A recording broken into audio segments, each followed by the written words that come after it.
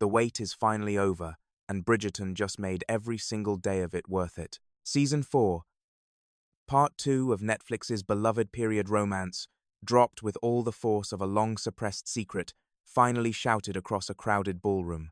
The final 4 episodes, centered on the slow-burn love story of Benedict Bridgerton and the quietly resilient Sophie Beckett, arrived after nearly a month of agonizing anticipation, and they did not disappoint.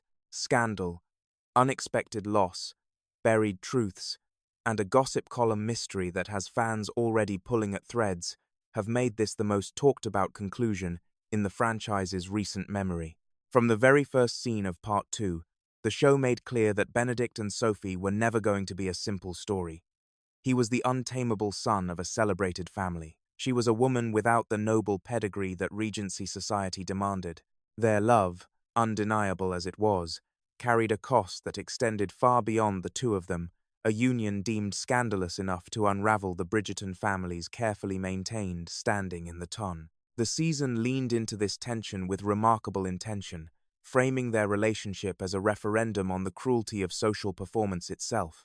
The same pressure system crushed Francesca when she was subjected to an invasive examination upon revealing her pregnancy, and it dictated the rigid, performative choreography surrounding Lord John Sterling's funeral. High society, the show argued with unsparing clarity, was never designed to accommodate the full complexity of a human heart.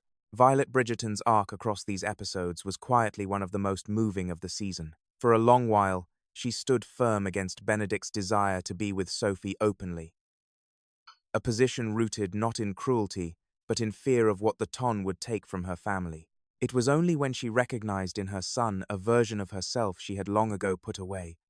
The reckless, joy-chasing girl she was before marriage transformed her into the composed matriarch the world knew, that her stance began to soften.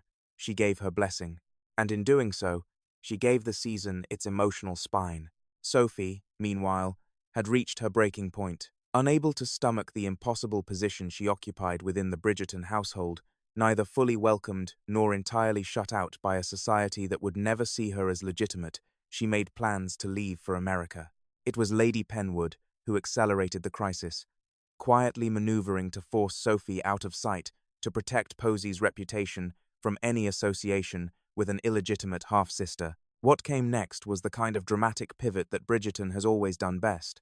A false accusation of stealing shoe clips led to Sophie's arrest, and the very real prospect of a life sentence hanging over the woman Benedict loved. What followed in the courtroom was the scene the season had been building toward all along. The Bridgertons arrived together, a unified wall of loyalty, to fight for a woman most of polite society had dismissed before she ever had the chance to speak. Benedict, in the hours before, had already discovered the truth he had been circling for episodes. A lost necklace recovered from the floor of his bedroom, and a forgotten glove confirmed what part of him had always known. Sophie was the mysterious woman from the masquerade ball. The woman he had drawn, dreamed of, and quietly mourned as unattainable, had been beside him all along. The resolution of Sophie's legal crisis came through the surfacing of a secret that Lady Penwood had spent years concealing. The late Lord Penwood had left Sophie a dowry in his will, a dowry Lady Penwood had been quietly redirecting toward her own purposes, intending to use it as leverage in brokering Posy's advantageous match with Lord Stodd. When Sophie uncovered the truth, the terms of a new arrangement were struck. Sophie Beckett would be publicly reframed as Sophie Gunn, a legitimate descendant of the Penwood line Posy and Rosamund's cousin, rather than their half-sister. In the eyes of the ton, she would finally be seen. Lady Penwood dropped her charges against Sophie without resistance. She understood, with cold clarity, that her own transgressions were far more damning, and that Violet Bridgerton would not hesitate to make that known. The wedding sequence that closed the season carried the weight of everything that had come before it. There was a moment that crystallized the entire arc with elegant simplicity.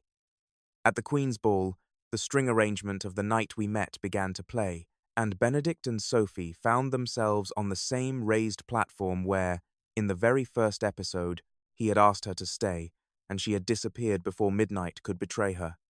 This time, when he asked, she said yes. There was nowhere left to run, and no reason to hide. She was going to stay. Benedict, completing his long, unfinished painting, finally giving it Sophie's face, provided the season's most quietly devastating punctuation mark on a love story that asked what it costs to refuse to disappear.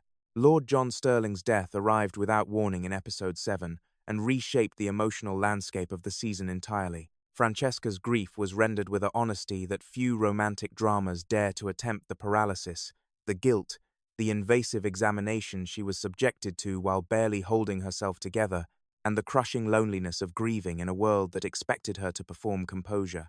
The performance in that episode stood as one of the finest in the series to date, and the critical consensus has been near unanimous that Francesca deserves a far more central role in whatever season follows.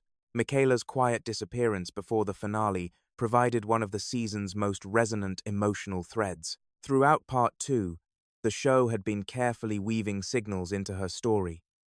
John had described her as his safe harbor, had specifically asked Francesca not to introduce her to suitors, and Michaela herself had offered the line that love does not always resemble what one expects. When Francesca reached out for her in the finale and found her gone, the reason was not spelled out. It did not need to be. Michaela had been developing feelings she could not act on, in a world that offered her no framework for understanding them. She left to protect the friendship rather than risk fracturing it. The final image of Francesca holding Michaela's hand, unaware of what it meant to the woman she was holding, was quietly heartbreaking.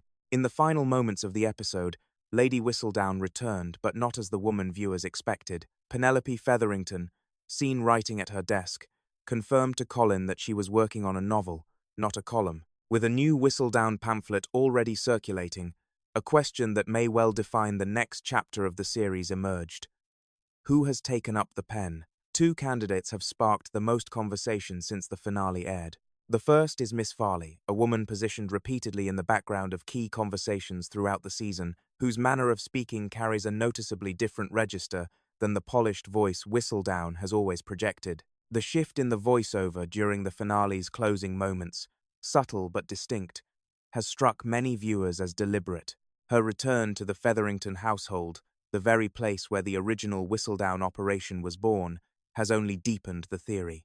The second possibility is Lady Mandra, who spent much of the season demonstrating an almost strategic appreciation for the social power that gossip commands, and who possesses the connections necessary to keep an ear pressed firmly against the wall of the ton. Penelope's desire to lay Whistledown to rest was handled with more nuance than the show sometimes affords its characters. She had come to understand, in a way she had perhaps always known but refused to confront, that her words carried a violence she could no longer rationalize. The damage she had caused people she genuinely loved had finally accrued beyond what a witty turn of phrase could absorb. Stepping away from the column was not defeat, it was the most honest thing she had ever done with the power she wielded. Queen Charlotte and Lady Danbury's farewell, too, earned its tears. Their history, richly documented in the spin-off series, made the scene land with a weight that would have been impossible to manufacture without that foundation. Bridgerton, Season 4, Part 2, delivered what the franchise has always promised at its best. Drama that is grand and romantic and messy, wrapped around the one truth that makes people keep watching, that the desire to love and be loved is not a weakness, and the courage to pursue it against every opposing force is not foolishness. It is, the show insists in episode after episode, the most human thing there is. Whether this season ranks among the franchise's finest is a debate that will continue across every corner of the internet, but it earned its ending. Now it's your turn. Do you think Miss Farley or Lady Mandra is the new Lady Whistledown? And did Benedict and Sophie's love story earn its place among Bridgerton's best? Drop your thoughts in the comments below, and if you want more breakdowns like this one, make sure you hit like, subscribe, and ring that notification bell so you never miss what comes next.